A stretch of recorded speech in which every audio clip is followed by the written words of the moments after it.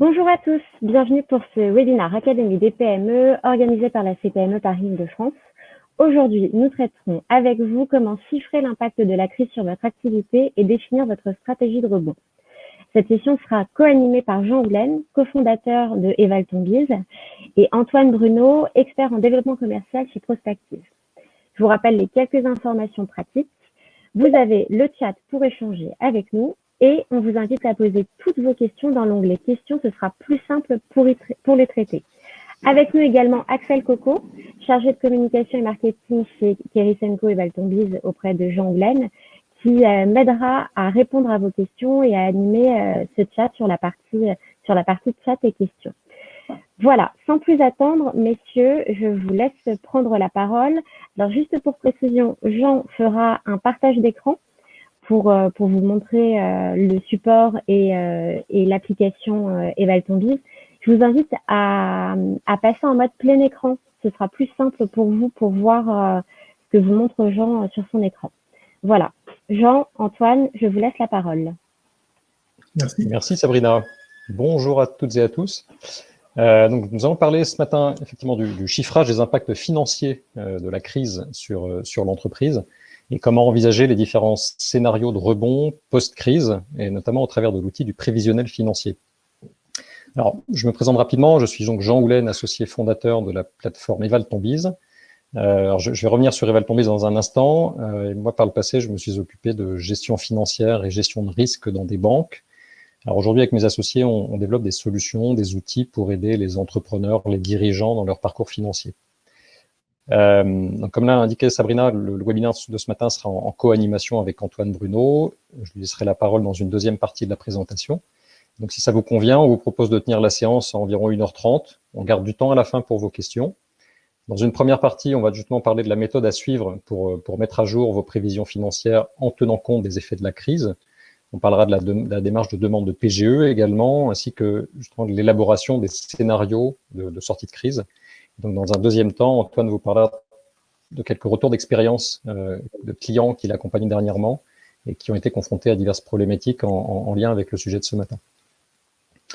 Si vous avez des questions donc, pendant la présentation ou besoin que je revienne sur certains éléments, n'hésitez pas à les poser via l'onglet chat ou questions que vous avez à l'écran. J'essaierai tant que possible d'y répondre au fil de la présentation, en tout cas si les questions sont en lien avec le sujet abordé. Ne vous inquiétez pas sinon, on gardera du temps à la fin pour faire le récap des questions. Je commence par une rapide présentation donc, de la plateforme Evalton-Biz dont je vous parlais en introduction. Vous allez voir que je vais abondamment l'utiliser pour illustrer mes propos. Donc Evalton-Biz, c'est un outil web qui permet de construire un prévisionnel financier, qui permet de simuler différentes hypothèses, différents scénarios d'activité de l'entreprise et qui va calculer automatiquement toutes les projections de trésorerie, les projections financières, de compte de résultats, de bilan, les indicateurs et les ratios financiers habituels. Et le but est qu'on n'ait besoin ni d'être comptable ni financier pour l'utiliser. En revanche, un point d'attention, l'outil c'est bien un support de travail qui permet d'arriver au résultat, peut-être que vous l'auriez plus rapidement que vous l'auriez fait avec Excel, par exemple. En revanche, l'outil ne va pas deviner à votre place les inputs ou les hypothèses qui vont être les sous-jacents du prévisionnel que vous allez construire. Chaque cas d'entreprise est bien sûr particulier, donc c'est à vous, dirigeants, que revient le rôle de formuler ces hypothèses. Alors pour ça, quand on est dirigeant, soit on peut être seul ou accompagné, hein, soit on est suffisamment à l'aise avec les métriques de son marché, avec, on va en parler ce matin, les règles de fonctionnement des dispositifs d'urgence, avec les tendances commerciales réalistes pour envisager la sortie de crise, auquel cas on peut le faire en autonomie, soit on peut être accompagné sur l'un ou l'autre de ces sujets, et dans ce cas-là, l'outil devient un support de travail pour être accompagné plus efficacement et gagner du temps.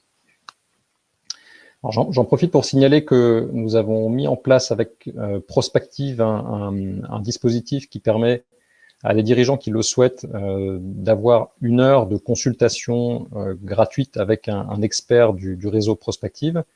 Antoine y reviendra tout à l'heure, je laisserai vous présenter ce qu'est le réseau Prospective, mais donc c'est un réseau, une cinquantaine d'experts interviennent sur tout le territoire français.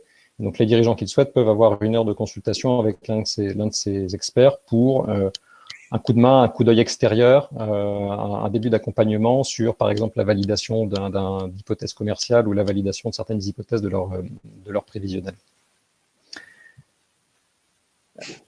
Si vous êtes connecté ce matin, je vais passer en partage d'écran. Donc, comme vous l'a dit Sabrina, n'hésitez pas à vous mettre en plein écran pour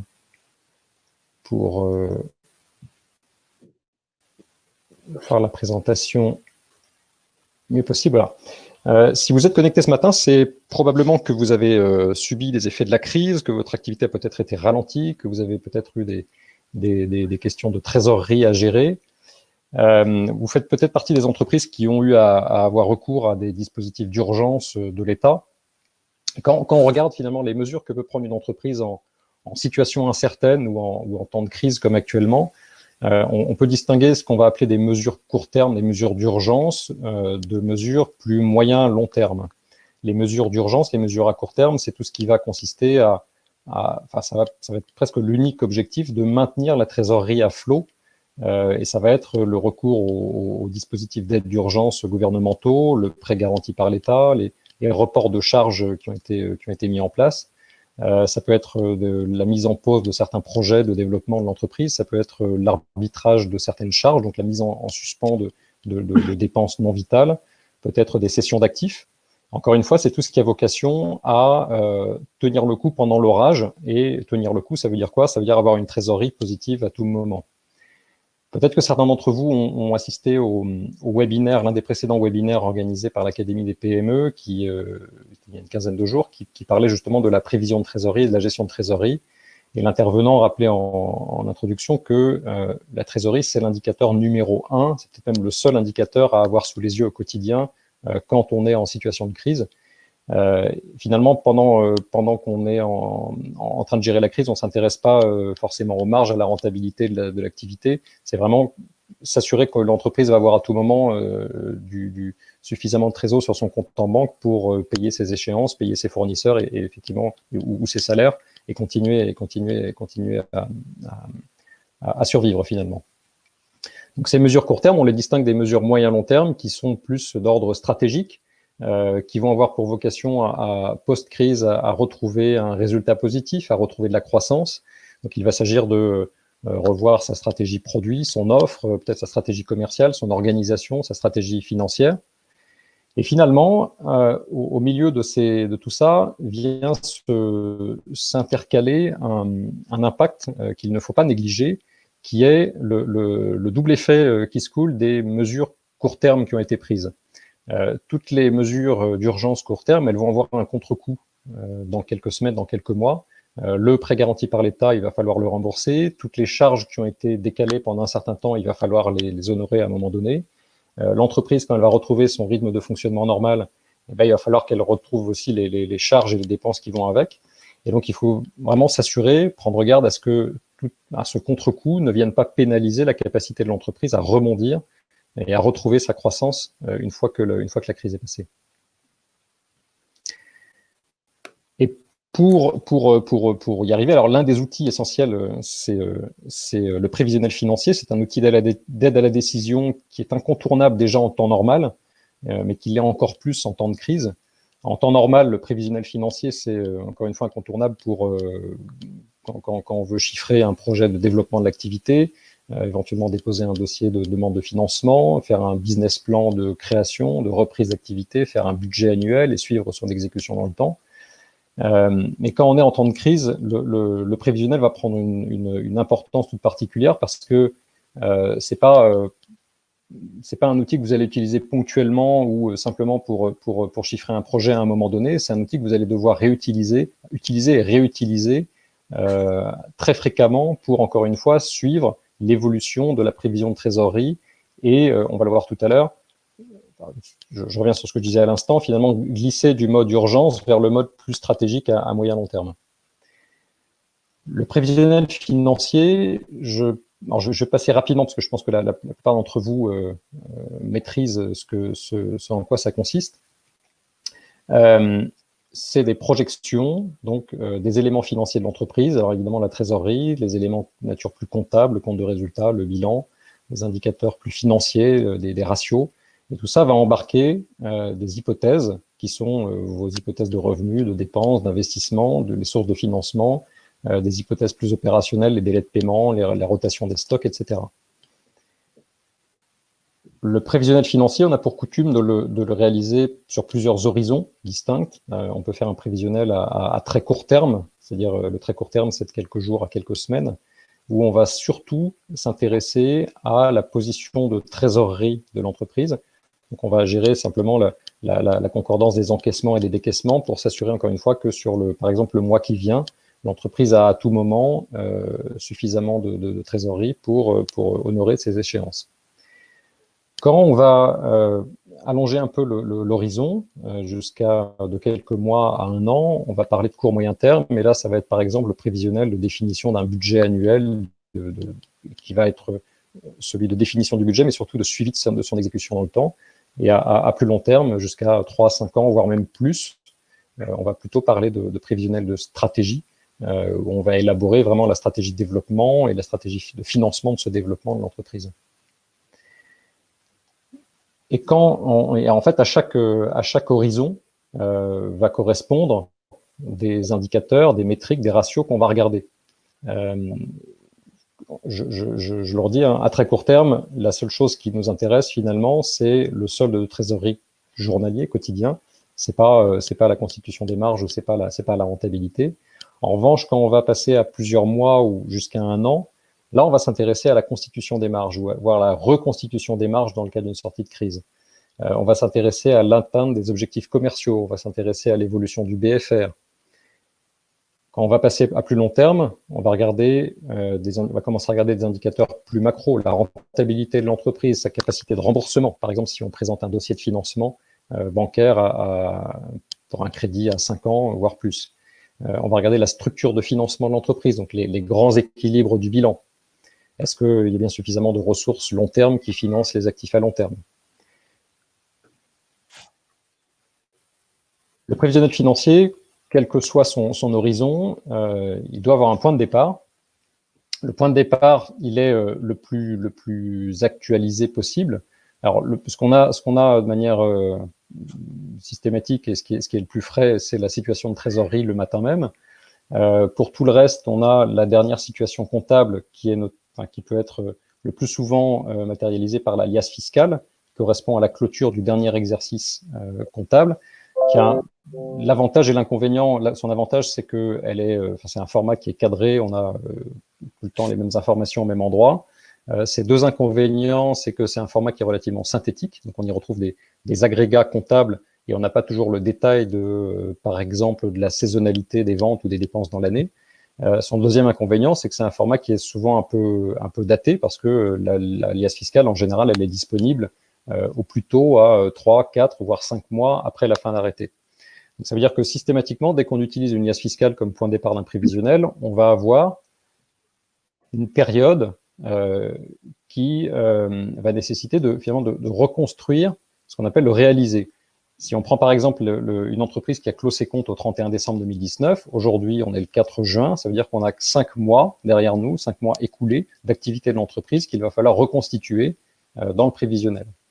C'est pas le plus difficile parce que finalement c'est des chiffres qui sont on sait ce qu'on a vendu, on sait ce qu'on a dépensé, on sait ce qu'on a investi, combien on s'est financé. En revanche, il faut bien prendre garde à reprendre l'exhaustivité de tous ces postes. Évidemment, tout ce qui se situe après aujourd'hui, c'est ce qu'on appelle les hypothèses prévisionnelles, sur lesquelles on va revenir tout à l'heure également. Actuellement, justement, quand on en est à la question de la reconstitution du réalisé sur les 5 derniers mois passés, alors, évidemment cette année et d'autres, il va y avoir un certain nombre d'éléments qui sont liés peut-être au fonctionnement normal de l'entreprise sur les 2 premiers mois de l'année, sur janvier et février.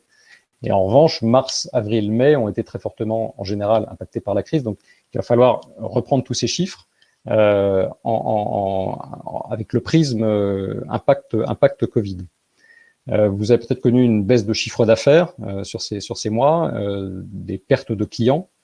Alors, je distingue la baisse de chiffre d'affaires conjoncturelle liée au fait que l'entreprise est fermée. Je le distingue de la perte de clients, puisque Si vous avez perdu des clients qui ont fait défaut, qui sont en défaillance, c'est du chiffre d'affaires que vous n'allez pas retrouver le jour où la boutique rouvre ses portes. Donc, notamment si vous êtes en B2B, que vous perdez l'un de vos clients qui représente plusieurs pourcents du chiffre d'affaires annuel, ça peut être un réel enjeu finalement de retrouver ce chiffre d'affaires à la sortie. Les mesures de chômage partiel, de licenciement, alors quand on introduit un coût de licenciement, il ne faut pas oublier évidemment la prime de licenciement associée. Toutes les charges sociales, les échéances fiscales qui ont été décalées, les autres charges qui ont eu l'autorisation d'être décalées, notamment les loyers, enfin certains loyers, les dépenses énergétiques, les charges les dépenses d'emprunt, les remboursements d'emprunt, les échéances de crédit-bail, l'arbitrage de certaines dépenses non vitales, donc tout ce que vous avez mis en pause pendant la crise, l'octroi d'un PGE si un prêt garanti par l'État vous avait été accordé ou un autre type de financement aidé, peut-être des actifs que vous avez cédés. Donc, tout ça, il faut le reprendre de manière exhaustive sur les premiers mois de l'année, encore une fois, pour reconstituer la position, en clair, les comptes de l'entreprise à aujourd'hui, 4 juin, si vous vouliez faire un prévisionnel aujourd'hui. Pour ça, vous avez deux méthodes. Soit vous le faites en variation par rapport à l'année passée. Donc, vous prenez tous les chiffres de l'année 2019, en l'occurrence, les chiffres de vente, de dépenses, d'investissement, de financement sur les 5 premiers mois de l'année 2019, et vous allez raisonner en variation par rapport à ces mois 2019.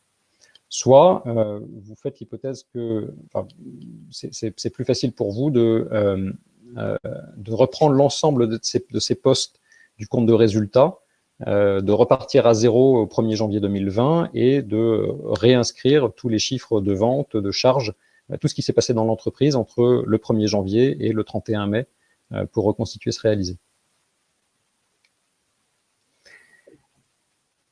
Je vous propose de switcher sur l'outil Eval-Tombiz pour que j'illustre ce que je viens d'évoquer.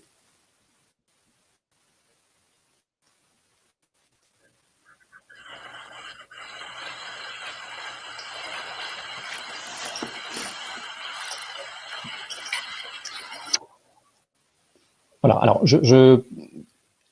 j'espère que vous avez tous à l'écran mon écran d'Eval-Tombiz. Alors, comme je le disais, c'est un outil qui est en ligne. Là, je suis connecté sur un compte multi-entreprise, ce qui veut dire que là, ce que vous avez sous les yeux, c'est une liste d'entreprises sur lesquelles j'ai pu travailler par le passé. Donc là, j'en ai sélectionné une pour faire notre démo de ce matin. C'est une entreprise qui est dans la taille de Pierre, dans le Languedoc. C'est une entreprise que j'ai choisie au hasard. En tout cas, tout ce qu'on va faire, c'est une vraie entreprise, hein, mais tout ce qu'on va faire sur cette entreprise est un cas purement fictif. Là, on retrouve les quelques informations administratives sur l'entreprise et on va retrouver sur l'écran suivant, quand c'est possible, les derniers états financiers que l'entreprise a déposés. Donc, en l'occurrence, c'est l'IAS fiscal. Alors, l'outil est connecté aux bases du RCS, donc on récupère automatiquement les bilans et comptes de résultats de toutes les entreprises qui déposent leurs comptes et qui les déposent en non confidentiel. Vous savez peut-être que maintenant, les entreprises ont la possibilité de demander la confidentialité des comptes qu'elles déposent. Donc aujourd'hui, une bonne partie d'entre elles continuent à les déposer en non confidentiel et on y a accès. Donc là, en l'occurrence, pour cette entreprise, on voit que sa dernière clôture date du 30 juin 2019. Et on a ici le compte de résultat et le bilan de cette entreprise au 30 juin 2019.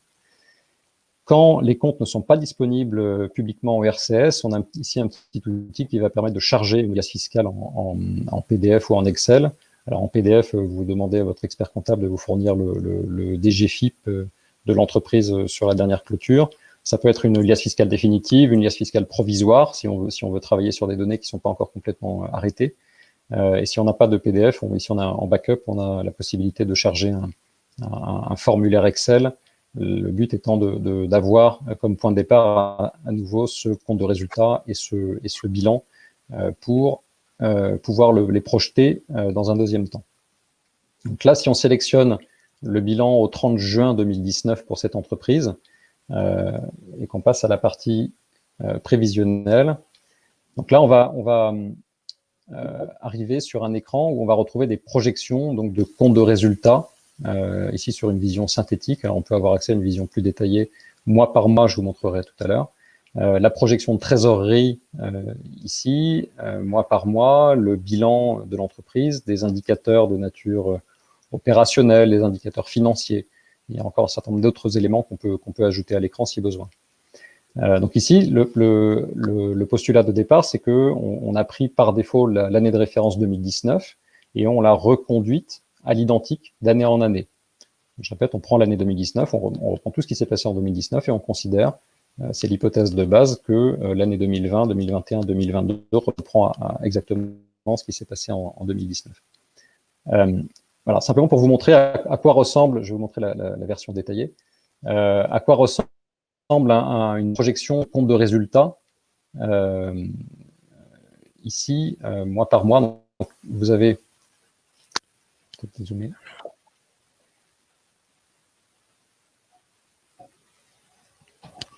Voilà. Vous allez retrouver dans le compte de résultats les principaux postes des produits d'exploitation, donc le chiffre d'affaires ainsi que les autres produits d'exploitation. En charge d'exploitation, vous allez retrouver évidemment les consommations de marchandises, de matières premières, les charges externes, impôts et taxes, charges de personnel, éventuellement les dotations aux amortissements ainsi que d'autres charges d'exploitation. En bas de compte de résultats, les produits et charges financières, les produits et charges exceptionnelles. Et tout ça constitue le résultat avant impôt et ensuite le résultat net après impôt.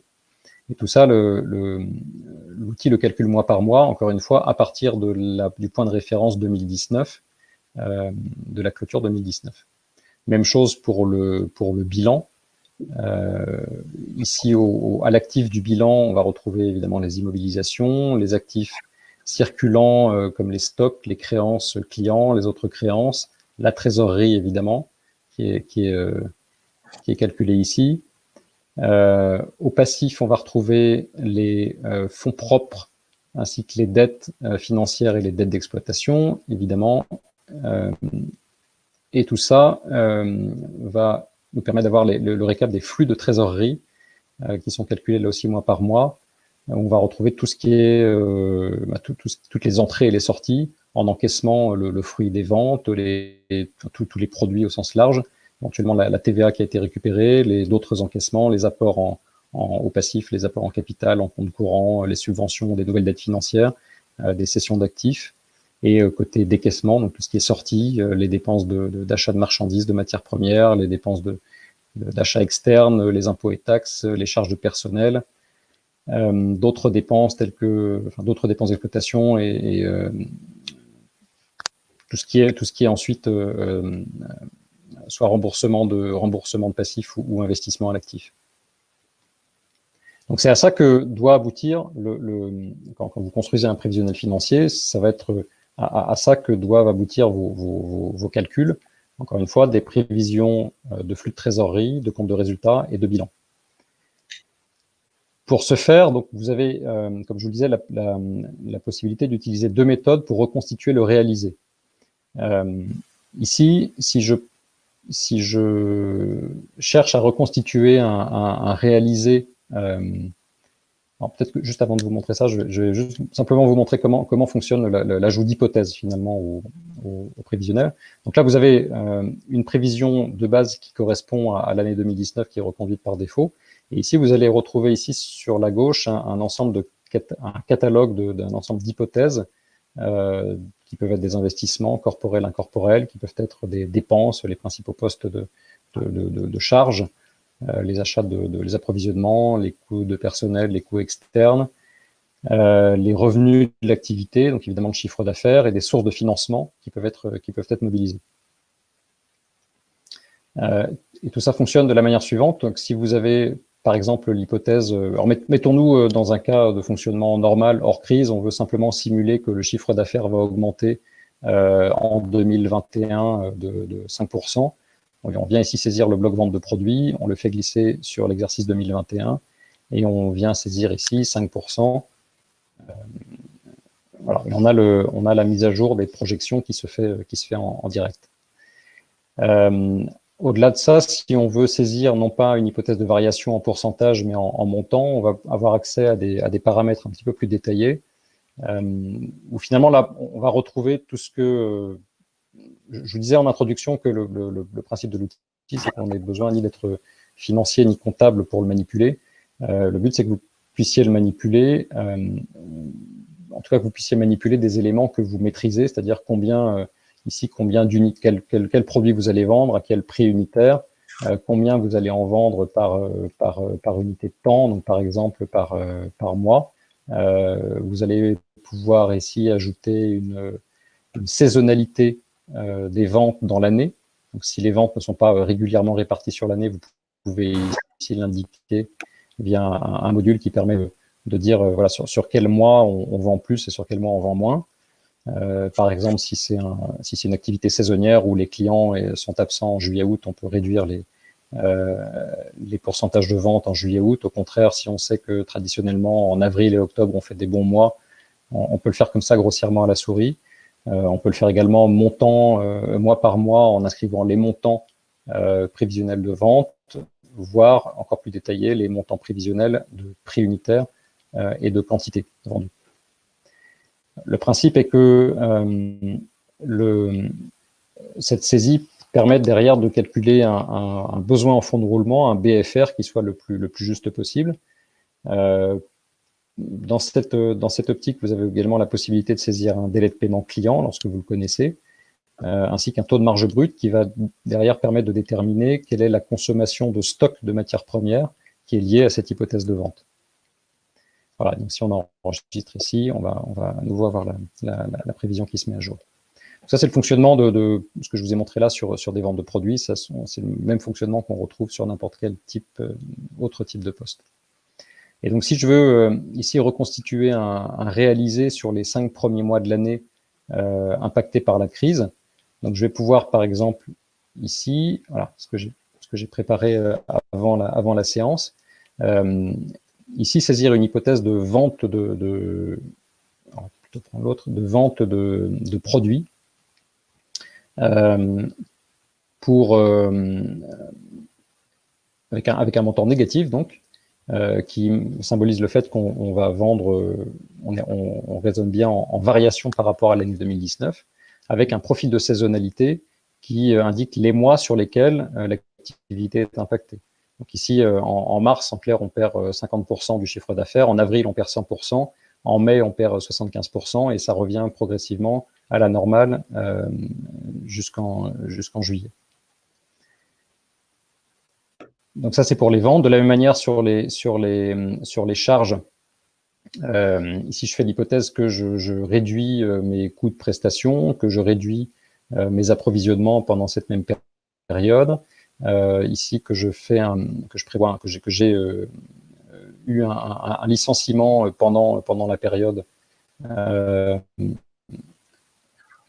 où donc je prends à nouveau ici une hypothèse de coût de personnel avec un montant négatif pour bien symboliser le fait que ma masse salariale se réduit. C'était un salaire à 40 000 € chargé à l'année.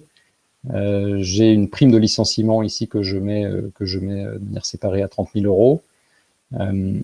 Et alors je fais juste un report de charges sociales pour 40 000 € de avril à juin. Ici, ce report de charges sociales, alors je le fais là comme ça dans l'outil, mais ça vous pourriez le faire, ce serait la même chose dans n'importe quel autre outil. Si on vous permet de payer des charges avec 3 mois de délai, c'est exactement la même chose que si l'administration faisait un crédit à taux zéro pendant la période de décalage. Ça peut être 3 mois, ça peut être 6 mois, ça peut être même plus long. Et donc dans l'outil, ce qu'on fait, c'est qu'on le modélise sous la forme d'un crédit, d'un emprunt financier court terme sur la durée du décalage. Donc ici, par exemple, 40 000 € empruntés de avril à juin à taux d'intérêt zéro.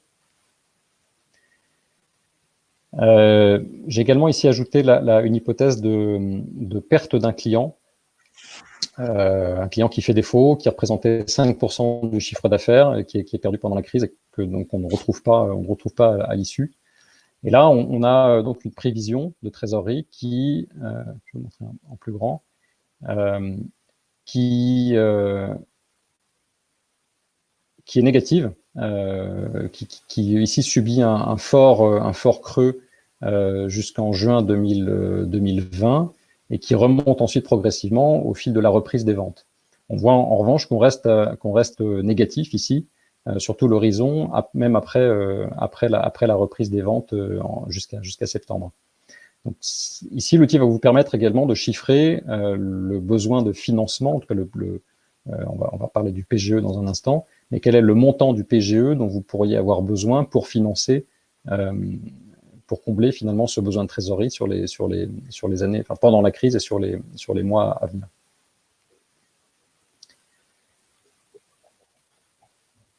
Je reviens sur la présentation.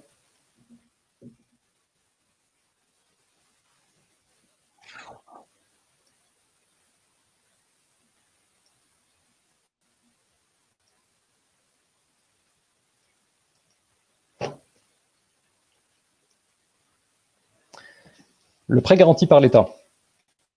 Alors peut-être que certains d'entre vous y ont eu recours.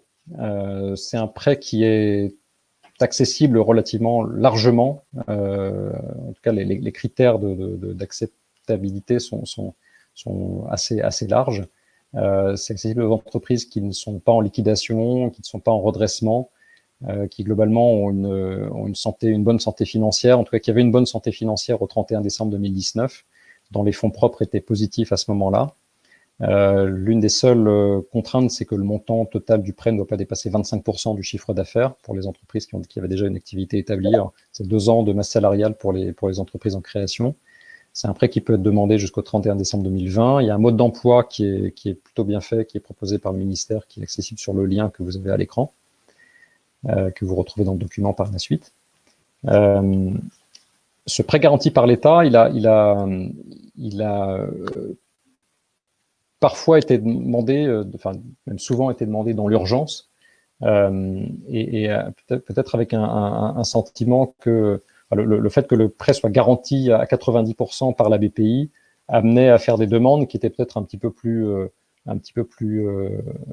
légères, on va dire. Et en tout cas, les banques avaient un niveau d'analyse qui était peut-être un petit peu plus ouvert que d'habitude, en temps normal, sur les dossiers présentés.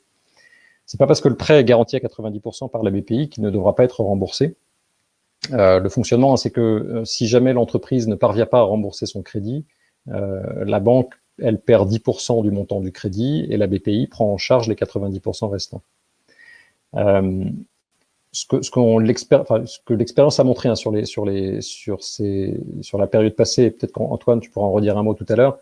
Encore une fois, les analyses ont peut-être été plus rapides qu'en temps normal au niveau des banques qui ont reçu ces dossiers. En revanche, le sérieux des dossiers était en général le gage d'un décaissement rapide des fonds.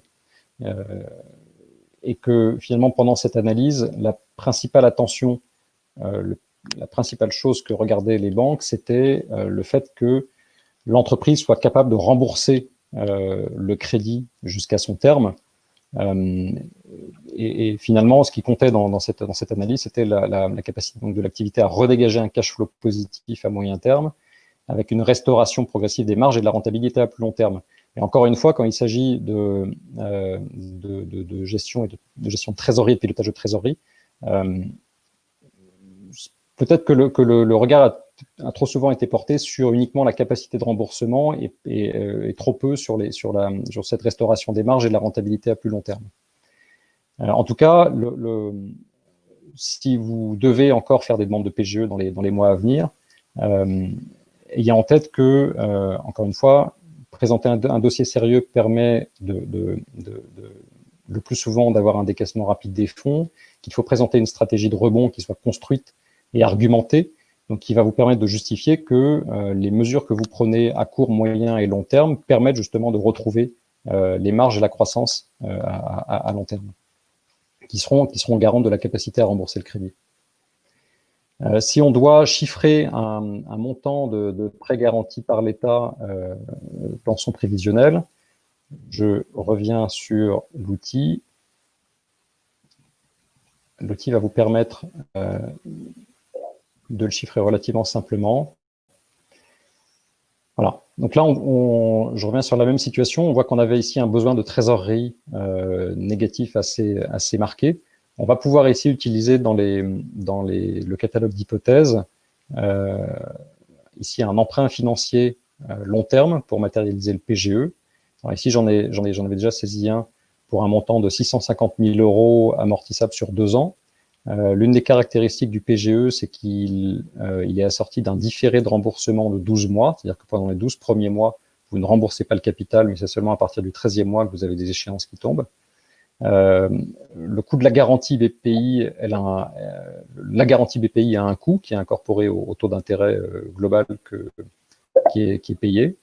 Et si donc on active ici cette hypothèse d'un PGE pour 650 000 €, on voit qu'on a effectivement qu'on passe l'orage ici, le point bas de trésorerie. Les trésoreries redevient positives pendant les périodes à court terme. En revanche, si on allonge l'horizon, on voit que une fois que le crédit est fini d'être remboursé, ici le crédit est remboursé jusqu'en 2023, et ben on a une trésorerie qui redevient positive à un horizon moyen terme, long terme. Ce qui veut dire que la situation qui semblait plutôt redevenue favorable sur les années 2020-2021, en fait, elle ne l'est pas parce que si on projette un peu plus loin, on voit qu'au terme du remboursement du crédit, on a à nouveau une difficulté, un nouveau besoin de financement.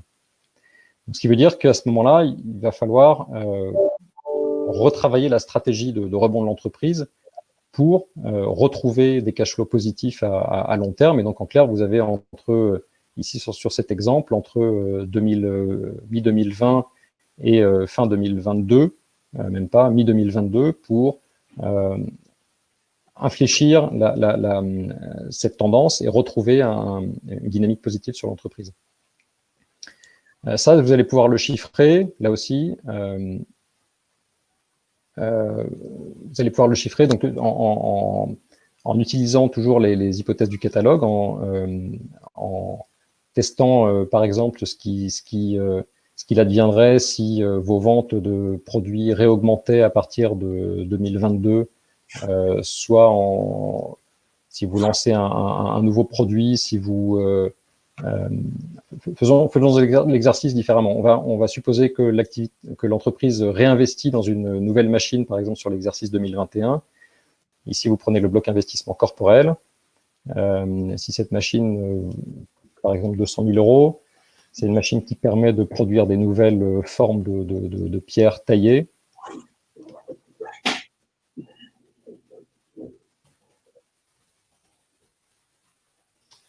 C'est une machine qui est acquise en septembre 2020, qui va être amortie sur 5 ans. C'est une machine qui va nécessiter la production des nouvelles pierres va nécessiter une embauche que vous allez aussi réaliser à partir de septembre 2020, donc pour un montant de 40 000 € chargés.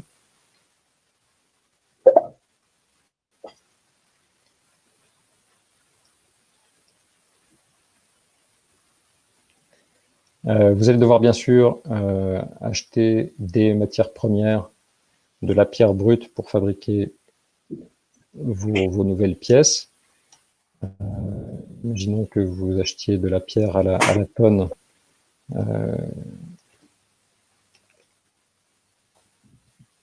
chaque année toujours à partir de septembre. Et donc, que ce nouveau dispositif de production vous permet de commencer à vendre des nouvelles pièces à partir du mois de janvier 2021. Voilà, que vous allez vendre des pièces à 500 € l'unité. Vous allez en vendre 100 par mois. Si vos ventes sont saisonnières, vous pouvez également l'ajouter via le module de saisonnalité, comme je vous l'ai montré ici tout à l'heure.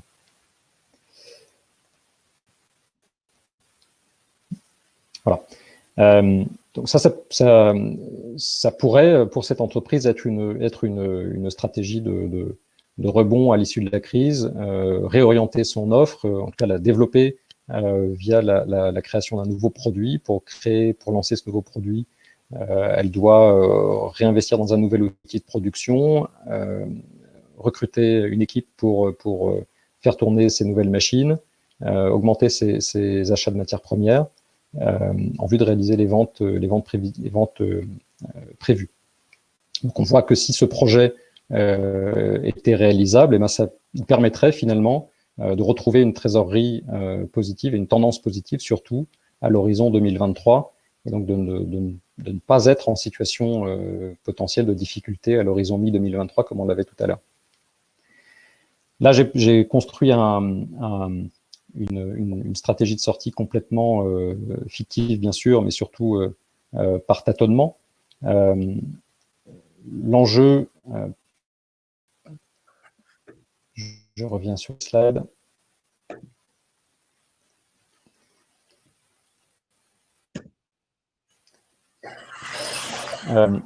L'enjeu pour affiner cette stratégie, ça va être de scénariser les issues possibles. Pourquoi scénariser? Personne n'a de boule de cristal.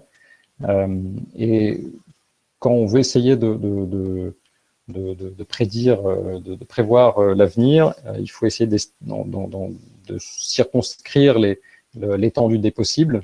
Et pour ça, une démarche qui paraît tout à fait intéressante, c'est celle d'établir plusieurs scénarios. On peut rapprocher cette démarche de la démarche de stress testing qu'on connaît dans le monde financier. Alors vous avez peut-être lu dans la presse à certains moments que les banques ou les assurances ont passé avec succès leur stress test. La démarche de stress test, c'est d'établir des scénarios adverses pour l'activité de l'entreprise. En clair, on va essayer de tester la robustesse de l'activité de l'entreprise dans différentes configurations, y compris des configurations dégradées.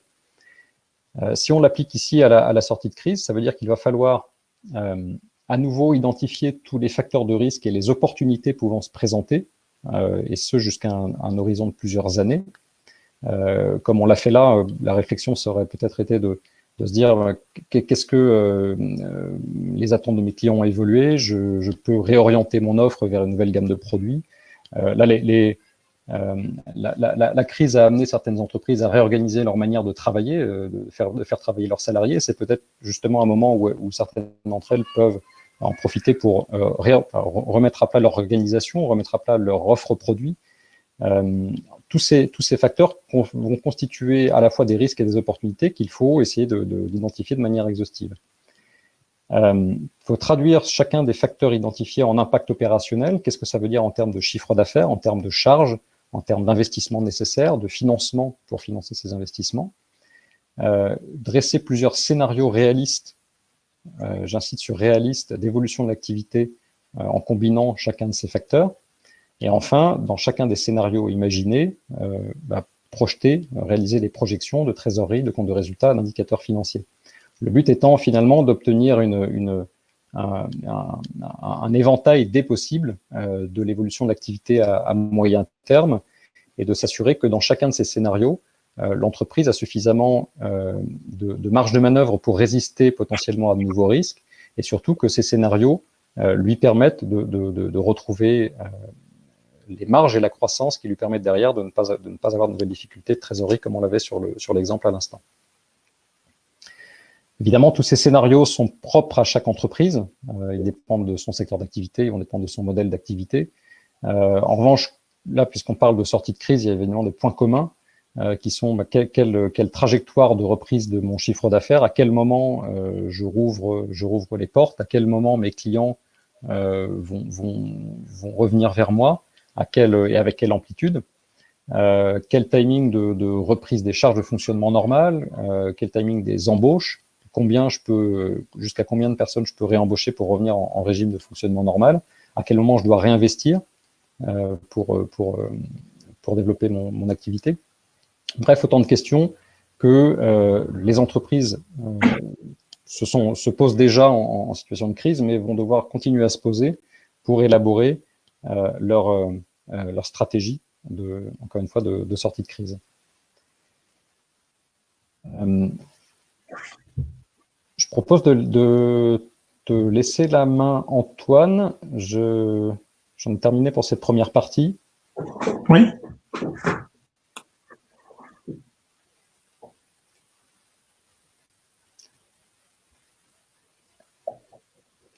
Donc, bonjour à tous. Donc, par rapport à Eval Tombies, et l'intérêt d'Eval Tombies, ça va être entre autres de pouvoir l'utiliser pour valider justement la programmation d'un plan commercial. Alors très rapidement, je vais vous dire juste qui je suis. Donc je suis Antoine Bruno, je travaille comme expert dans mon propre cabinet et je suis affilié donc au réseau Prospective depuis maintenant 2 ans. Et j'interviens aussi bien dans des PME, dans des TPE que dans des startups. Notre mission à Prospective, et donc ma mission, c'est d'organiser et d'accélérer le développement commercial de nos clients. Alors, très rapidement, qu'est-ce que c'est que Prospective? Prospective, c'est un réseau qui a été créé en 1995, qui a plus de 2000 entreprises suivies, des entreprises qui font entre 150 000 euros et 10 millions d'euros et qui ont entre 1 et une centaine de personnes. Il y a une cinquantaine d'experts, comme le disait Jean tout à l'heure, qui sont répartis sur toute la France. Et on travaille avec un réseau de partenaires, dont entre autres Eval Tombies, qui nous permet justement de bien valider toutes les stratégies commerciales que l'on propose et que l'on applique à nos clients. Alors pourquoi? Parce qu'en fait, l'une de nos propositions, c'est d'industrialiser le processus commercial. C'est-à-dire qu'on considère que la partie commerciale, c'est un processus au même titre qu'un processus industriel et que la réussite commerciale, elle va passer par une démarche qui va être récurrente et planifiée. Et pour ça, en fait, Eval Tombies va nous permettre de mesurer l'impact de la dépense, mais également tous les investissements qu'on va récupérer avec une augmentation de chiffre d'affaires, en prenant en compte vraiment tous les coûts, mais également tous les revenus qu'on va pouvoir obtenir dans notre démarche commerciale, dont l'importance d'Eval Tombies, parce qu'on va pouvoir le faire à travers un processus, on le verra un petit peu après, on va pouvoir le faire sur la durée, et on va pouvoir le faire en prenant bien en compte tous les investissements, que ce soit des investissements machines, que ce soit des investissements en hommes, que ce soit des investissements en outils de prospection.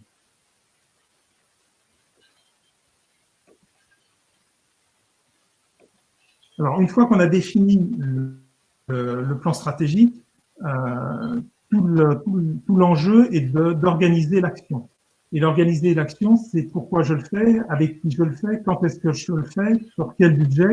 Et de nouveau, je dirais, tous ces moyens de prospection, Eval Tombies va nous permettre de valider ces actions et de pouvoir en faire le suivi et de pouvoir, à un moment donné, savoir si on est dans la bonne trajectoire ou si, à un moment donné, il faut modifier le plan d'action qu'on a mis en place. D'où l'intérêt, comme le montrait Jean, que Eval Tombies, il est tout le temps en temps réel. C'est-à-dire que chaque fois qu'on modifie quelque chose, on voit tout de suite l'impact en termes de trésorerie et on voit tout de suite l'impact en termes de conduite de l'entreprise. Alors, la façon dont on va procéder, et si j'ai mis ce petit slide, c'est au-delà. Donc, la première étape, ça va être le diagnostic. Et comme le disait tout à l'heure Jean, c'est-à-dire que dans une stratégie de rebond, la stratégie de rebond, elle va être propre à chaque entreprise. Parce que chaque entreprise a ses propres contraintes internes, mais elle a également ses propres contraintes externes. Si on revient sur la partie Covid-19, il est évident que ça a créé en effet des contraintes, mais ça a aussi créé des opportunités. Et là, tout l'enjeu, ça va être de les saisir. Et c'est l'audit commercial le diagnostic qui va permettre de le faire, parce qu'on va diagnostiquer aussi bien l'interne que l'externe. Et de nouveau, dans cette phase de diagnostic, pour avoir une photo précise, il est important d'avoir un prévisionnel, et là, Eval Tombies va être fortement utilisé. La deuxième partie, ça va être le plan d'action, où là, on va définir en effet des priorités, on va définir des calendriers, on va définir des budgets, et de nouveau, comme l'a montré tout à l'heure Jean dans le logiciel, on peut mensualiser chacune des actions, ce qui permet vraiment de pouvoir intégrer dans la partie construction du plan d'action toute la pertinence de l'impact des actions et la partie économique. Et puis enfin, le dernier point, c'est la partie donc déploiement, où là, on va pouvoir faire un suivi de toutes les actions en temps réel. Alors, moi aujourd'hui, Eval Tombise, le gros intérêt que j'y vois, c'est que moi je ne suis pas un financier, je ne suis pas un contrôleur de gestion. J'ai fait dans mes études des études financières sur la gestion. Dans mon métier, j'ai en effet regardé des bilans, des comptes de résultats. Mais la grande force, je pense, d'Eval Tombise, c'est que c'est très simple d'utilisation et surtout c'est très très didactique. Je l'utilise sur 3 types de clients, les TPE et les TPE. Et les startups. Alors déjà au niveau des TPE, l'intérêt, comme on le disait tout à l'heure, c'est que ça va permettre de prendre en compte tous les coûts liés à un investissement et tous les coûts liés à son utilisation. C'est-à-dire de ne pas oublier que quand on investit, il va y avoir bien sûr l'achat de la machine, mais on va avoir aussi toute la partie achat matières premières, toute la partie sous-traitance éventuellement. Éventuellement, il va falloir investir en hommes. Il y a toute cette partie commerciale parce qu'une fois qu'on aura mis l'investissement, il faudra le vendre. On va avoir tous les outils de prospection et tous ces éléments-là, on peut les conceptualiser dans Eval Tombise et tout de suite pouvoir faire différents scénarios. Et comme on le disait tout à l'heure, c'est-à-dire qu'on va pouvoir faire des hypothèses de chiffre d'affaires avec des chiffres d'affaires forts, faibles, voire des crash tests. Et ça permet vraiment pour le dirigeant de pouvoir valider que le plan d'action qu'on a imaginé, il apporte vraiment tout le gain nécessaire à l'entreprise, tout en prenant toutes les contraintes. Ça permet également au niveau de l'impact de la trésorerie de voir est-ce qu'on va avoir besoin d'un emprunt, comment je vais impacter au niveau du taux, au niveau de la durée. Et moi, je sais que je l'ai utilisé sur 2 cas dans des cas de diversification qui sont pour une imprimerie qui aujourd'hui était dans du labeur et qui voulait partir sur du packaging. Ce sont bien évidemment 2 contextes totalement différents. C'est pas tout à fait les mêmes machines, même si le cœur de métier reste un petit peu le même parce que c'est de l'impression. Mais il n'empêche qu'il faut acheter des machines de découpe, ce dont on n'a pas forcément besoin dans le labeur, ou du moins c'est pas les mêmes, c'est pas des massicos, c'est des machines un peu plus spécifiques. Il faut à un moment donné investir en hommes parce que c'est pas tout à fait non plus les mêmes bons hommes qu'on va utiliser.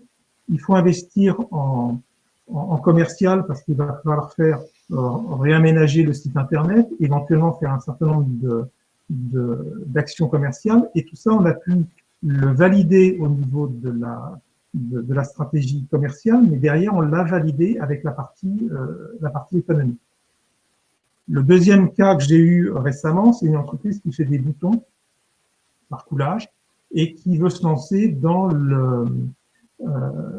les coiffes pour tout ce qui est bouchons pour l'industrie de la cosmétique.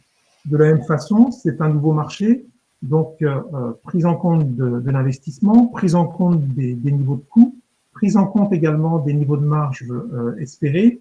Et par exemple, sur ce cas-là, au départ, l'idée, c'était d'avoir juste une diversification au sein même de l'entreprise. Et finalement, le dirigeant a préféré constituer une deuxième entreprise totalement indépendante qui va travailler uniquement sur cette partie packaging. Et ça, si on a pu le faire, c'est qu'à un moment donné, avec l'outil Eval Tombise, ça nous a permis vraiment de valider toutes les actions qu'on imaginait d'un point de vue purement commercial, stratégique, et de pouvoir les confirmer avec un certain nombre d'éléments économiques. Le deuxième cas dont je voulais vous parler, c'est le cas des startups. Alors, le cas des startups, il est assez intéressant parce que là, pour le coup, on ne va pas en effet télécharger les liasses fiscales, etc.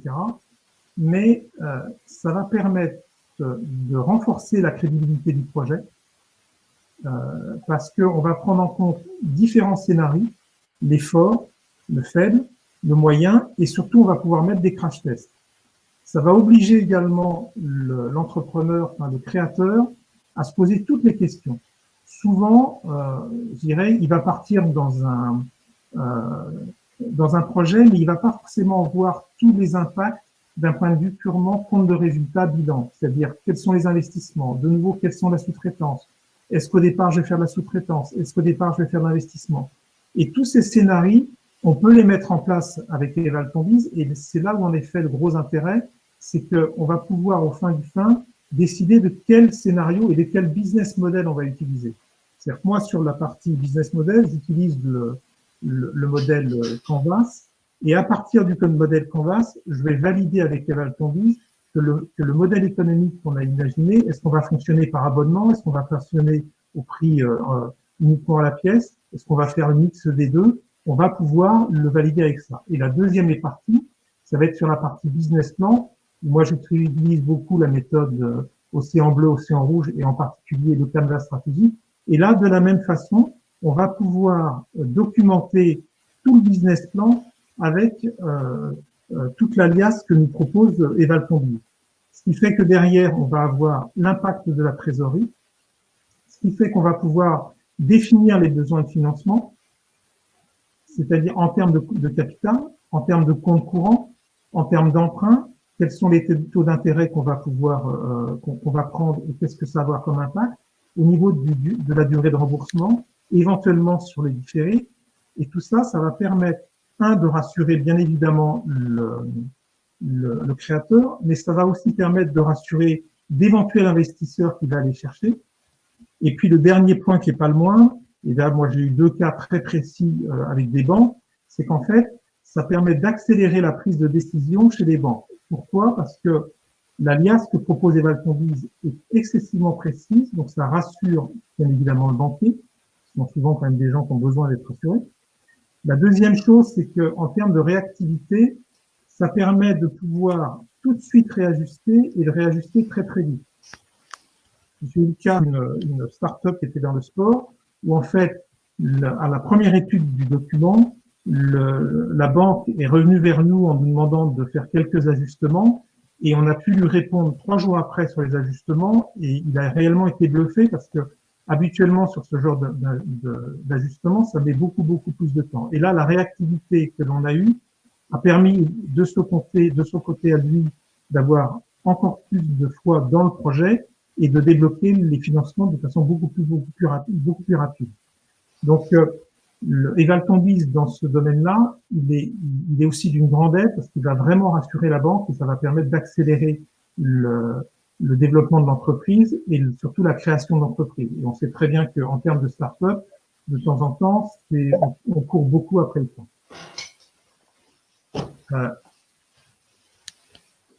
Le dernier point, donc, c'est l'opération Covid-19 dont a parlé Jean tout à l'heure. Alors, je vais pas forcément aller beaucoup plus loin, c'est-à-dire qu'en effet, ça va permettre de valider toutes les hypothèses.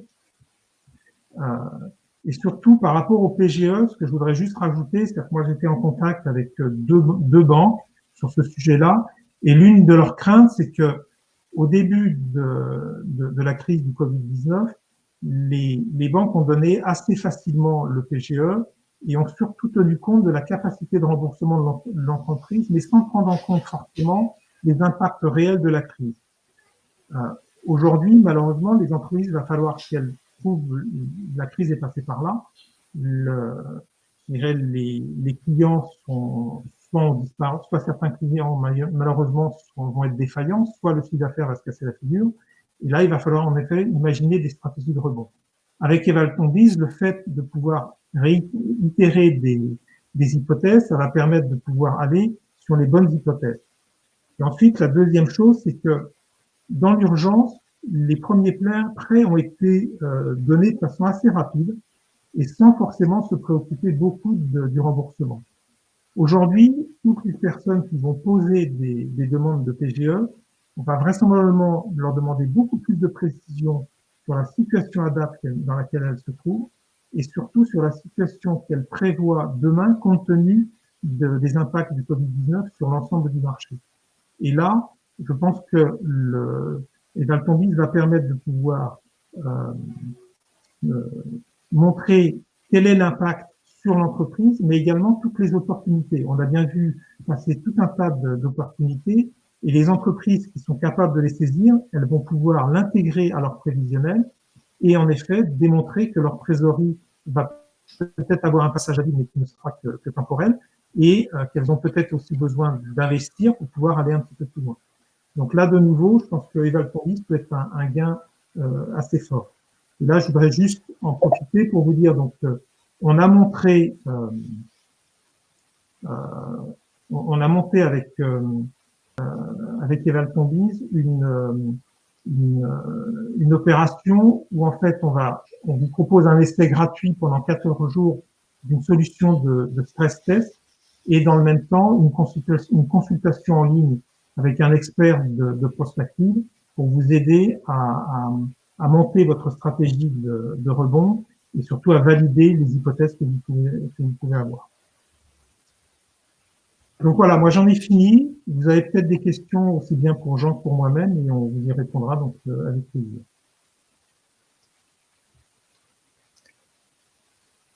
Alors, il y a deux questions qui ont été posées sur le fil. La première, c'était pas une question, c'était une remarque qui disait que l'octroi du PGE est avant tout assis sur les performances historiques de l'entreprise et moins sur sa capacité de rebond futur, même bien argumentée. Sinon, après, on passe à la saisine de la médiation du crédit en cas de refus de la banque, qui va orienter plutôt vers le tribunal de commerce. Alors, effectivement, enfin, ça revient à ce que tu disais à l'instant, Antoine. Peut-être que certaines analyses de dossiers de PGE ont été un peu rapides au plus fort de la crise, compte tenu de la pression gouvernementale qui demandait aux banques de jouer le jeu. Mais justement, c'est peut-être source de nouvelles difficultés à venir pour ces entreprises à l'avenir, puisque si les dossiers qui ont été présentés n'étaient pas suffisamment sérieux, ça veut probablement dire que justement cette capacité derrière à restaurer du cash flow positif et à retrouver une dynamique positive pour l'entreprise n'a pas été suffisamment établie au moment de la demande du dossier et de l'obtention du financement. C'est tout l'intérêt justement de revenir sur, je disais en introduction que le prévisionnel financier c'est un outil d'aide à la décision, mais qui n'est pas à utiliser seulement ponctuellement dans le temps quand on fait une demande de financement, mais derrière, particulièrement maintenant, qu'on va avoir tout intérêt à continuer à utiliser dans les mois à venir pour s'assurer que la trajectoire qu'on a pu imaginer à un moment donné est bien celle qui se produit. Personne n'est capable de dire aujourd'hui si on n'aura pas une nouvelle deuxième vague Covid dans quelques mois, à quel rythme les choses vont reprendre, l'économie va reprendre dans le pays. C'est justement pour ça qu'il est même essentiel de revenir régulièrement sur ces prévisions pour les ajuster continuellement dans le temps et s'assurer que on n'est pas en possible situation de difficulté de trésorerie à nouveau à un horizon de quelques mois. Et toutes ces prévisions, elles n'ont qu'un seul intérêt, c'est d'anticiper d'éventuelles difficultés et de prendre des mesures, de prendre des décisions qui s'imposent. Ça peut être peut-être étaler le remboursement du PGE si une clause a été négociée. Ça peut être si on est suffisamment en amont justement d'infléchir la stratégie de l'entreprise pour retrouver une nouvelle dynamique, retrouver des marges, retrouver des cash flows. Et en tout cas prévoir faire des prévisions pour anticiper.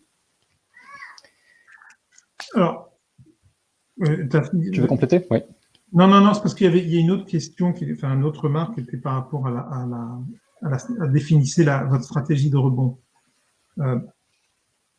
Je pense que là-dessus, c'est très difficile il n'y a pas de théorie dans la stratégie de rebond. C'est-à-dire que la stratégie de rebond, et je pense que Jean l'a aussi bien expliqué dans sa présentation, c'est que chaque entreprise est très spécifique. Chaque entreprise est sur un marché qui est spécifique, avec un marché qui va être plus ou moins impacté par le Covid-19. Et la stratégie de rebond, bien sûr qu'il y a plein de possibilités. Le chômage partiel fait partie de la stratégie de rebond. La fermeture temporaire de l'entreprise parce qu'il n'y a pas de commande peut faire partie de la stratégie. Le fait de faire de la prospection, le fait de travailler sur des opportunités, il y a tout un tas de possibilités Mais ces possibilités-là, elles vont être très, très liées à chacune des entreprises et surtout à chacun des marchés.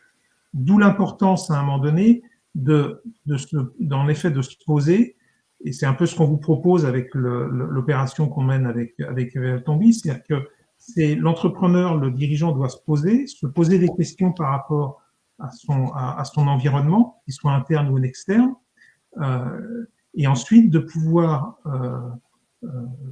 définir ces stratégies et ensuite de pouvoir les simuler pour pouvoir choisir la meilleure de ces stratégies. Mais c'est très difficile de pouvoir dire, de vous donner des stratégies prédéfinies. Les seules prédéfinies, ça va être de dire mon chiffre d'affaires baisse de 5%, de 10%, de 15%, de 20%. Mais derrière, quelle est la réalité? Est-ce que ça va être 5, 10, 15? C'est le diagnostic qui va permettre de le faire. Pareil sur votre trésorerie, c'est-à-dire quel est votre niveau de trésorerie actuel, quel est l'impact des différés de paiement que peuvent avoir vos clients, et c'est tout ça qui va provoquer donc une tension plus ou moins forte de votre trésorerie. D'où là en effet une stratégie. Est-ce qu'il faut que j'emprunte, il faut que j'emprunte pas, etc., etc. Donc vous donnez des définitions, un plan stratégique sans pour autant avoir fait un diagnostic. Je crains moi, que ça soit à la fois très conceptuel et très théorique.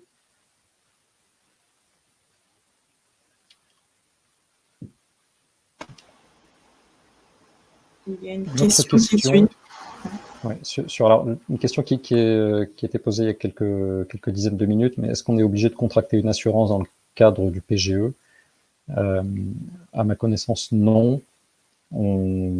Ça dépend des banques. Alors, je suis pas spécialiste, ma réponse n'est pas certaine, mais de ce que j'ai vu, c'est que certaines banques ne le demandent pas. Elles disent explicitement, nous ne demandons pas d'assurance emprunteur dans le cadre du PGE. Mais peut-être que certaines banques le demandent, l'exigent comme en temps normal. Je vous invite peut-être à regarder je ne sais pas si c'est dans le mode d'emploi dont j'ai donné le lien tout à l'heure. Je ne sais pas s'il y a une prescription gouvernementale sur le sujet. En tout cas, encore une fois, certaines banques ne le demandent pas.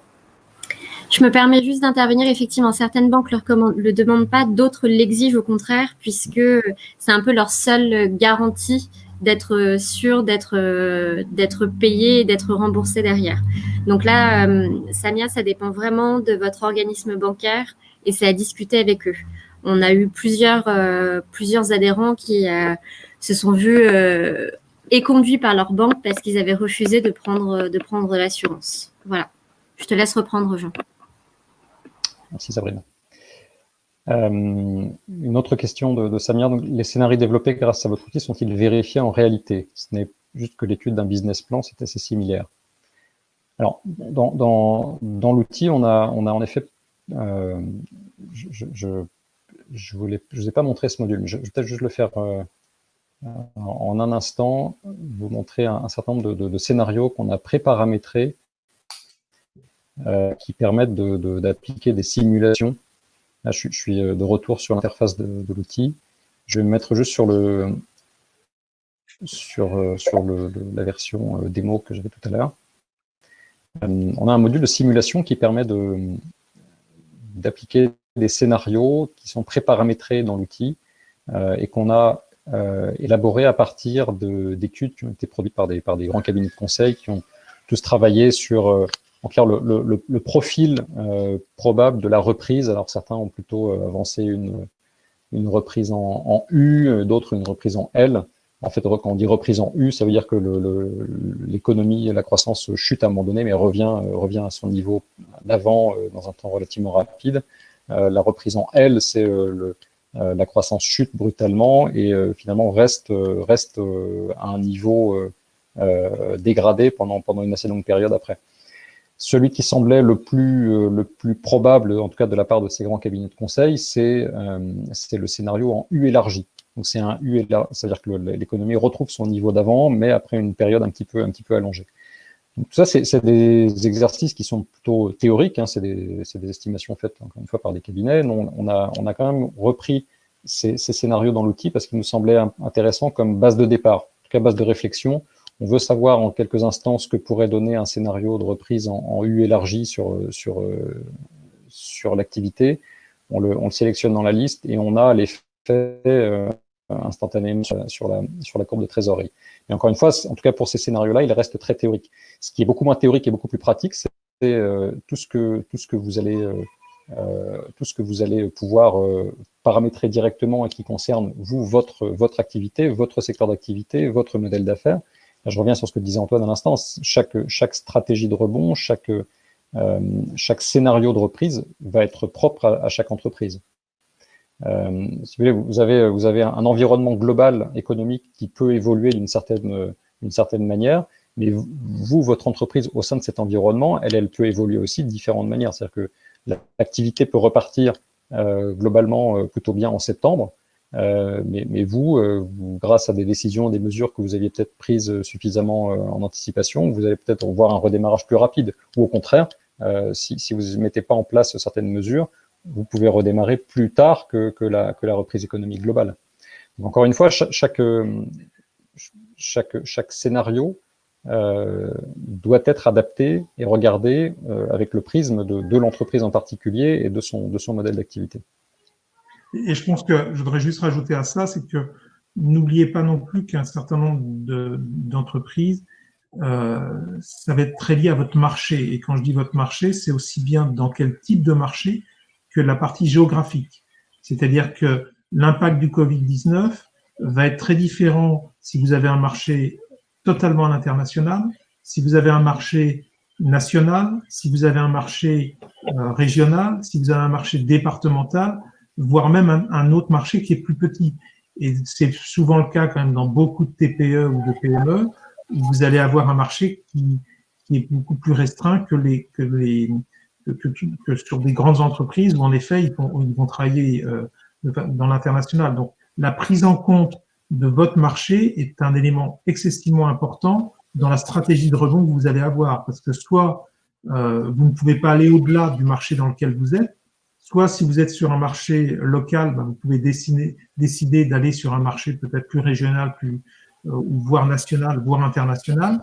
Et c'est là où en effet votre stratégie de rebond, elle va être totalement différente que si vous restez uniquement dans le marché sur lequel vous êtes, et qui peut être également la bonne solution.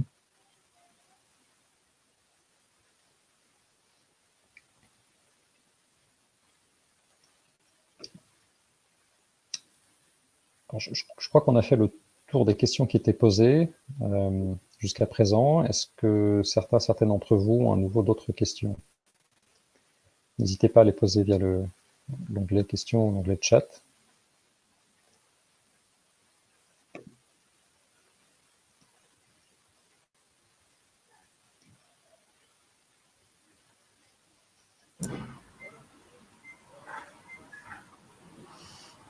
Alors, je vous invite à partager vos questions ou vos remarques si vous en avez encore. Je vois qu'il y en a une qui arrive.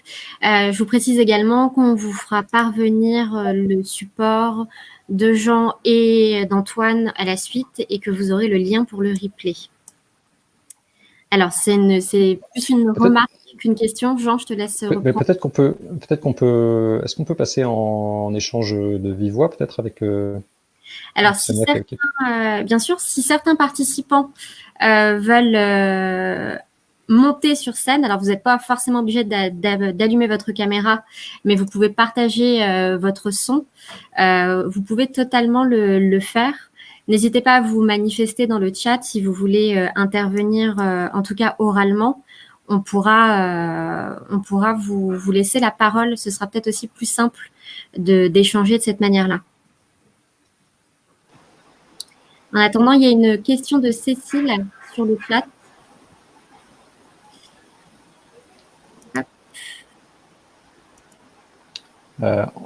Antoine, est-ce que peut-être que tu veux répondre à Cécile sur les éléments, les tendances pour fin 2020, fin 2021?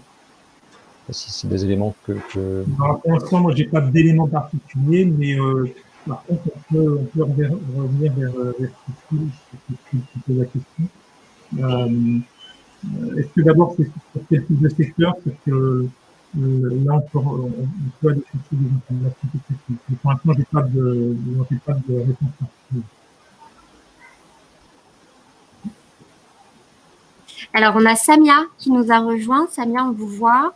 Est-ce que, si vous avez des questions, n'hésitez pas à les partager. Vous pouvez, ou vos remarques, vous pouvez échanger directement avec Axel, Jean et Antoine qui sont là. Merci pour l'invitation. C'est la première fois. Je mettais en remarque par rapport aux stratégies de rebond, justement, que le problème qu'on va tous avoir, c'est vraiment le manque de visibilité. Donc, on pourra démultiplier tous les scénarios possibles, mais ça risque d'être vraiment très compliqué à notre niveau, au niveau de nos clients, etc. Développement de marché, c'est ça qui va être compliqué, je pense, à la fin de ce deuxième semestre.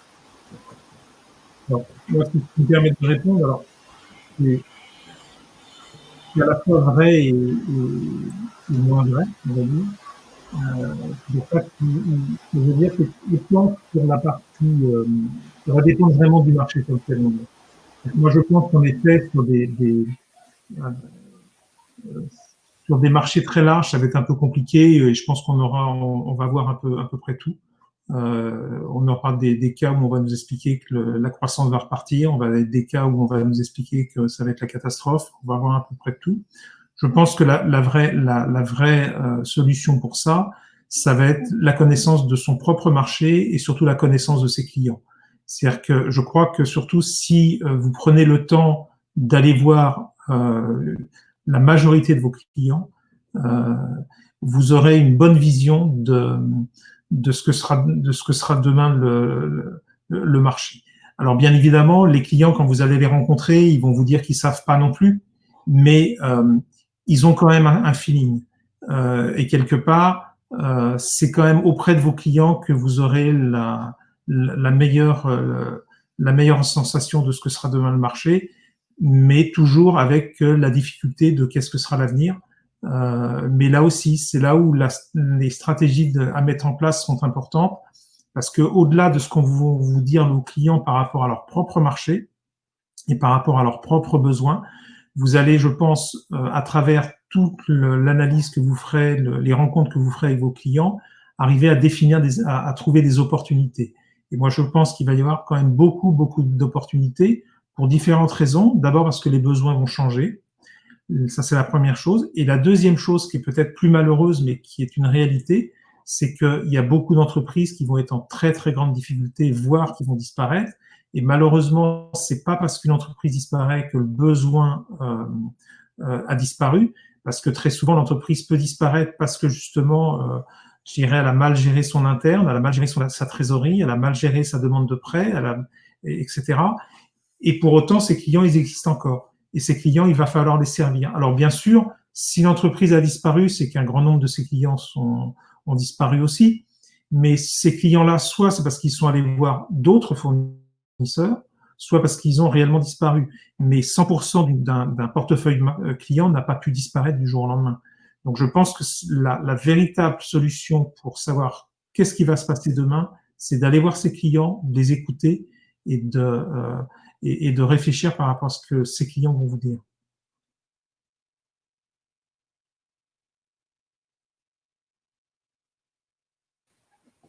Merci. Alors, je ne sais pas si ça répond à votre question. Mais... Non, ça répond à ma question. Pour vous donner des exemples, il y avait des rendez-vous qui devaient être faits avant le confinement, qui ont été évidemment annulés. Et du coup, là, il y a une reprise de prospection qui se fait justement avec la plupart des clients. Et le problème, c'est que partir, discuter avec ses clients masqués, etc., et puis même avec tous les protocoles sanitaires, franchement, rien ne se fera avant septembre, je l'espère, quoi.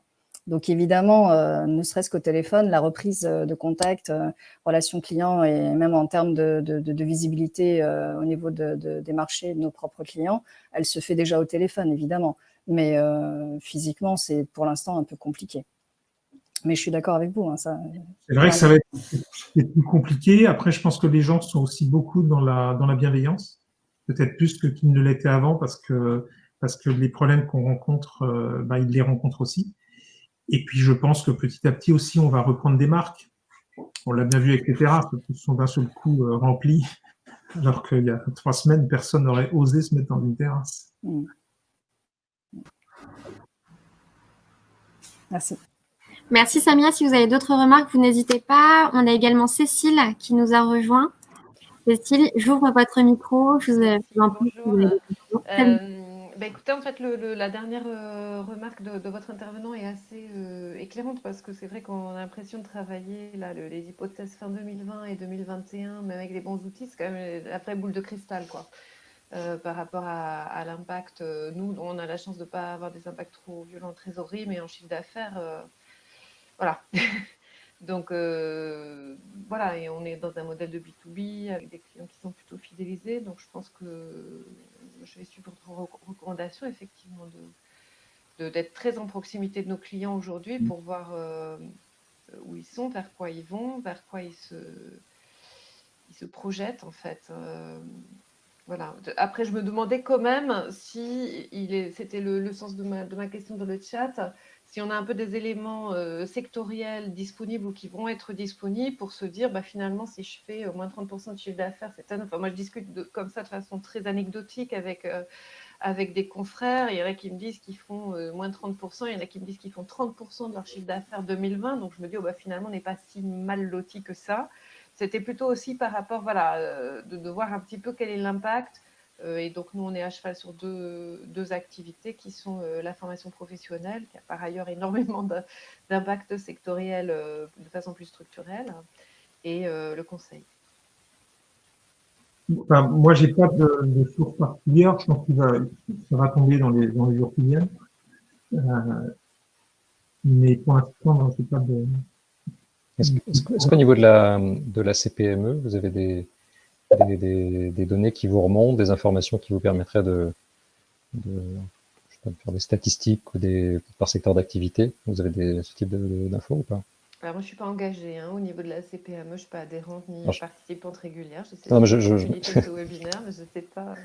Je posais la question à Sabrina. C'est la raison, Cécile, pour laquelle il faut vous engager, vous adhérer et adhérer auprès de la CPME pour avoir ces réponses. Alors effectivement, on a quelques éléments d'information qui commencent à remonter, qui sont traités pour le moment avec la CPME nationale, et on fera, on essaiera de partager l'information dès qu'on aura une vision un peu plus claire de la situation.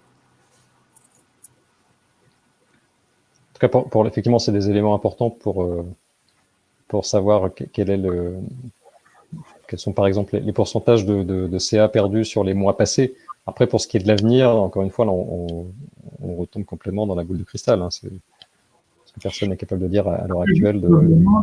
Je sais que la CCI du Val-de-Marne en particulier a fait une étude auprès d'à peu près 2000 entreprises TPE, PME, et ce qui remontait, c'est que 80% des dirigeants voyaient une baisse de leur chiffre d'affaires, mais je dirais que c'est pas très, on s'en doutait.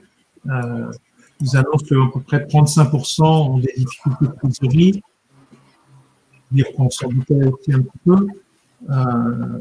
Après, ça c'est peut-être plus surprenant, 27% ont des ruptures d'approvisionnement. Ce qui m'a le plus marqué dans tous les contacts que j'ai pu avoir, c'est que l'une des grosses difficultés aussi du marché, c'est qu'un certain nombre de clients peuvent avoir des commandes, mais n'ont malheureusement pas l'approvisionnement suffisant pour pouvoir assurer ces commandes. Et ça va être une vraie question pour les futurs, parce que ça va avoir des impacts très très forts sur, entre autres, le chômage partiel, parce que il y aura du business, il y aura de la production à faire, mais malheureusement, quand il n'y aura pas la matière première, ils ne pourront pas mettre les machines en route.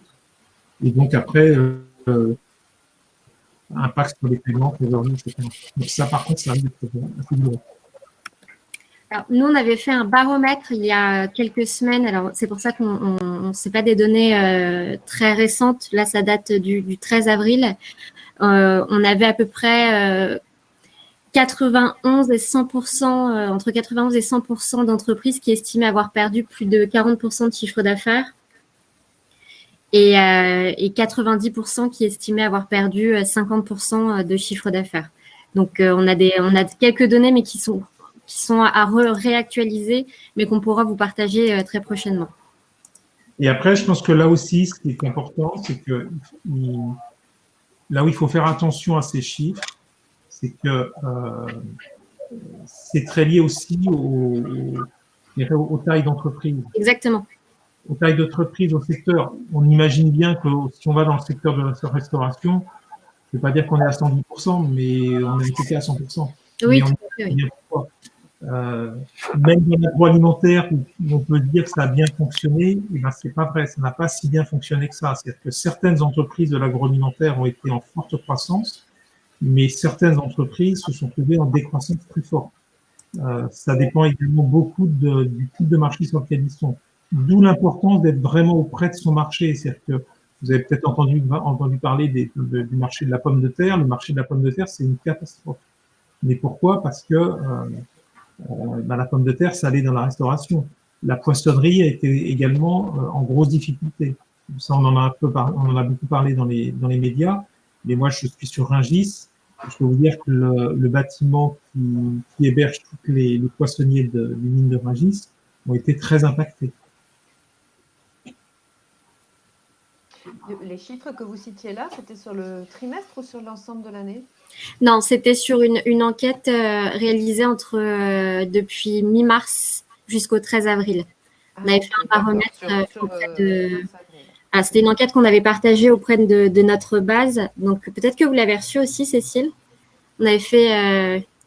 mais effectivement, on avait fait une enquête auprès de notre base. Mais on repartage, on essaye de réactualiser ces données qui, depuis la reprise, ont forcément évolué.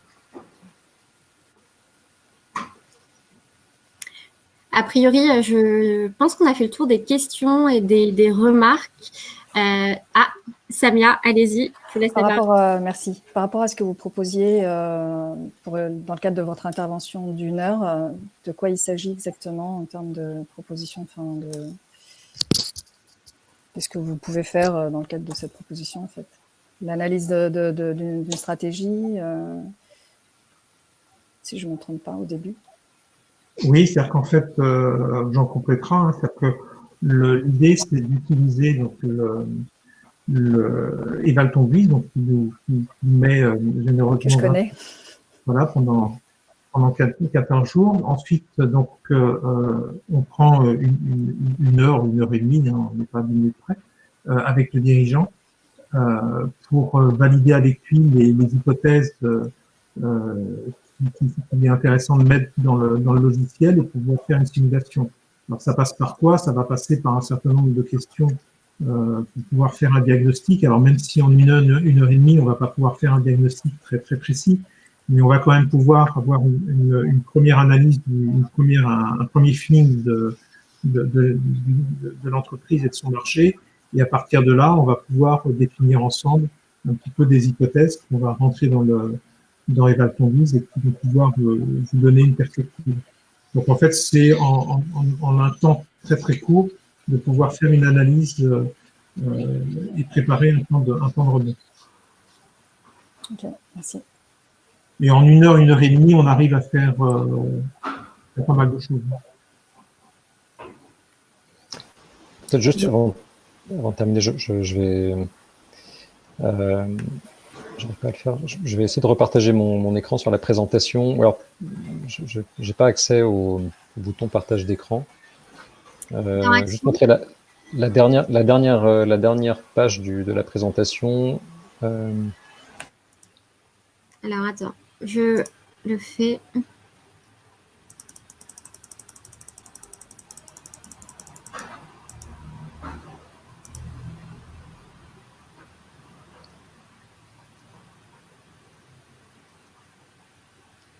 C'est bon, Jean? Ouais, alors moi je l'ai pas à l'écran, mais... Tu l'as pas à l'écran? Non, j'ai un écran noir. Moi, je l'ai à l'écran. Tu l'as? Voilà. Oui, en fait, je pensais avoir mis l'URL de la... Pour la demande de rendez-vous. De la prise de rendez-vous, ouais, la prise de contact pour...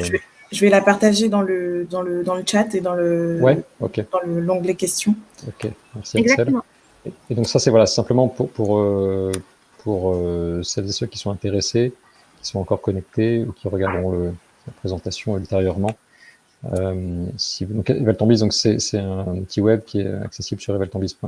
Il y a un essai gratuit de 14 jours, c'est-à-dire pendant 14 jours, vous avez accès, alors pas à toutes, mais à 90% des fonctions de l'outil si vous voulez faire un test. Et surtout, ce qui est intéressant, c'est que ça vous permet quand même de commencer à travailler un prévisionnel en conditions avec tous les modules et toutes les fonctionnalités accessibles. Et pour ceux qui veulent aller plus loin, vous avez un petit code pour avoir moins 40%, c'est le 2 premiers mois d'abonnement qui est réservé aux participants de ce matin. Et donc Axel vous envoie une URL par le chat qui est l'URL du formulaire de contact pour, encore une fois, celles et ceux qui seront intéressés à prendre contact avec nous et avec le réseau Prospective pour bénéficier de cette heure de consultation. Sachant que pour Samia, voilà, vu qu'on en parle maintenant, je ne pense pas que vous soyez obligé de passer par le formulaire, mais en tout cas, c'est plus pour celles et ceux qui voudraient le faire ultérieurement. En fait, je ne sais pas si vous m'entendez.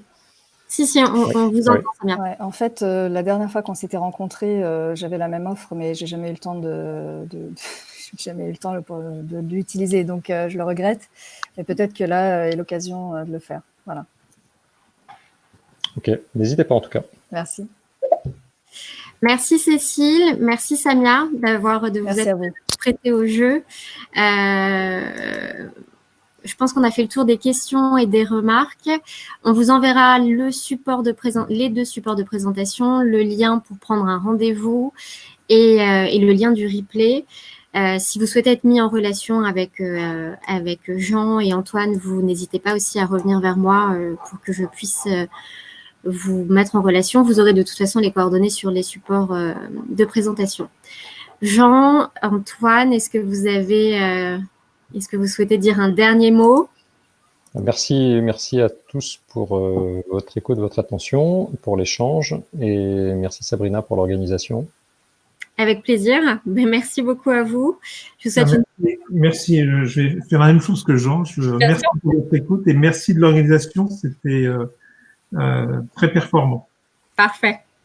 Merci à vous. Je vous souhaite une très bonne fin de journée et à très bientôt. De même. Au revoir. Au revoir.